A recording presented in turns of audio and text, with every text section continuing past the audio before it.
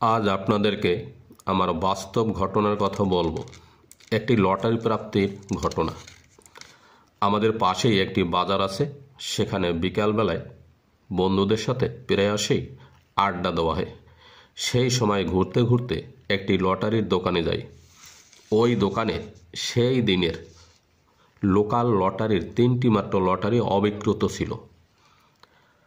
আমরা সঙ্গেও ছিলাম 3 জন, বন্ধুসম আমার ছোট মামা এবং বাড়ির পাশের এক বন্ধু।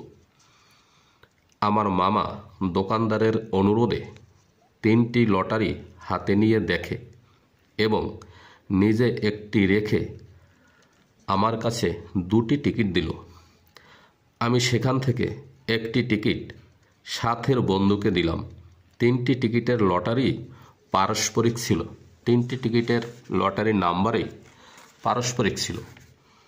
পরের দিন সকালে রেজাল্ট মিলিয়ে দেখা গেল সাথের বন্ধুর টিকিটে 2য় পুরস্কার উঠেছে। তবে কথা হলো, আমাদের টিকিটে প্রাইস না লেগে ওর টিকিটে লাগলো কেন? সংখ্যা 3টি পরস্পর ছিল। ওর কাছে মাঝের সংখ্যাটি বা গেল কেন বা দিয়েছিলাম কেন? এর উত্তর নেই। উত্তর একটাই, ভাগ্য। কিছু মানুষ আছেন, ভাগ্য বলে যে একটি বিষয় আছে তা মানতে চান না। আবার ভাগ্যের দোহাই দিয়ে বসে থাকলেও চলবে না, কাজ করতে হবে। ভাগ্যযোগ কর্ম সমান ভাগ্যফল। আমার ওই বন্ধুটি টিকিট না কিনলে প্রাইজ পেত না। আবার এটাও হতে পারত, আমি বা আমার মামা টিকিটটি নিলে হয়তো প্রাইজ নাও লাগতে পারত।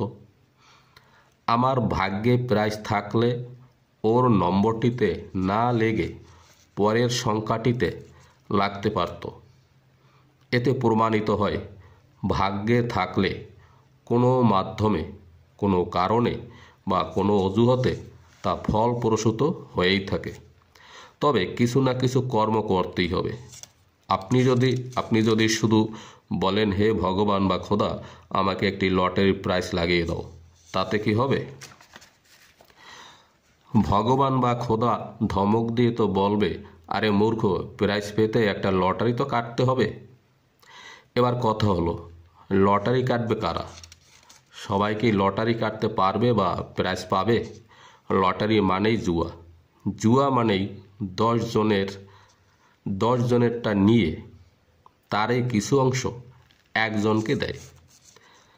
এবার কথা হলো, সেই একজনকে, সেই একজনের মধ্যে আপনি যদি হয়ে থাকেন, তাহলে মাঝে মধ্যে লটারি কেটে ভাগ্য পরীক্ষা করে দেখতেই পারেন।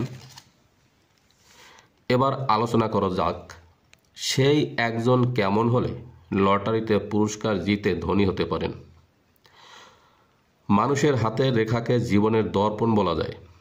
এই হাতের রেখা থেকে জীবনের নানান বিষয় জানা যায় বা ভাগ্যের বিষয়গুলো বিশেষভাবে আগে থেকেই জানা যায় বা বুঝতে পারা যায়। আপনি লটারি কেটে ধনী হতে পারবেন নাকি ভিখারি হবেন, এবার আসি সেই বিষয়ে। হাতের তালুর কয়েকটি রেখা বা চিহ্ন নিয়ে আলোচনা করব। তার মধ্যে 2-1টি চিহ্ন থাকলে মোটামুটি লটারির ভাগ্য আছে বলে ধরে নেওয়া যেতে পারে। তবে 3টি বা তার অধিক চিহ্ন থাকলে আপনার জীবনে কোনো না কোনো বয়সে বড় ধরনের লটারি প্রাপ্তি ঘটবেই। প্রথমত, শনি, বৃহস্পতি এবং শুক্র ক্ষেত্র উন্নত থাকতে হবে। এই 3টি ক্ষেত্র বা গ্রহক্ষেত্র অবশ্যই উন্নতি থাকতে হবে। এই 3টি ক্ষেত্র যদি উন্নতি না থাকে, অন্যান্য চিহ্ন যদি থেকেও থাকে, লটারিতে যদি পয়সা পেয়েও থাকেন, টাকা পয়সা পেয়েও থাকেন, আপনার টাকা থাকবে না। এই ক্ষেত্রগুলোতে কোনো রকম অশুভ চিহ্ন, যেমন ক্রোশ চিহ্ন, জাল চিহ্ন বা তিল চিহ্ন থাকবে না। যে ব্যক্তির শুক্রক্ষেত্র উন্নত বা পুষ্ট, তারা দেখবেন শারীরিক পরিশ্রম না করে ধনবান হয়ে সুখ স্বাচ্ছন্দ্যে দাম্পত্য জীবন অতিবাহিত করে থাকেন। আবার যাদের হাতের গঠন ভারী ধরনের, তারা দেখবেন অন্যের পরিশ্রমের অর্জিত অর্থে ধনবান হয়ে থাকেন। যাই হোক, মূল বিষয়ে আসছি। দ্বিতীয় নাম্বার,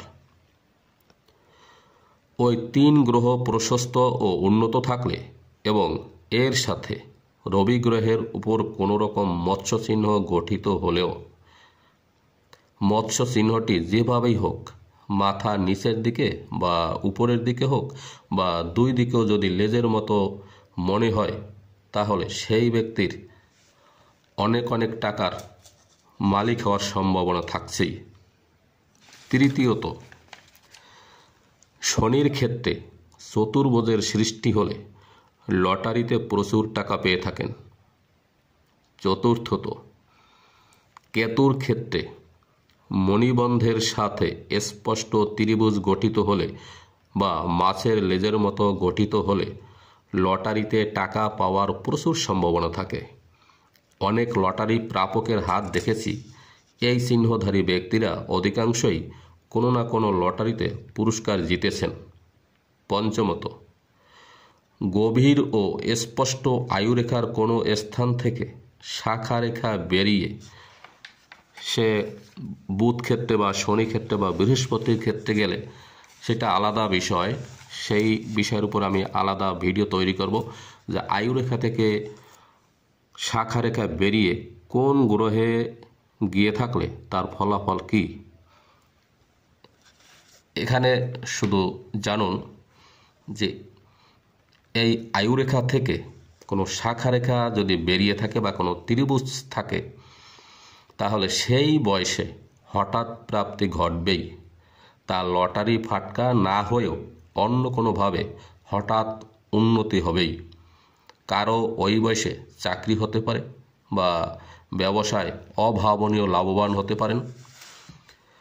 আবার মণিবন্ধের উপরে কেতু ক্ষেত্রে কোনো মৎস্যচিহ্ন থাকলেও লটারি প্রাপ্তির যোগ হয়ে থাকে।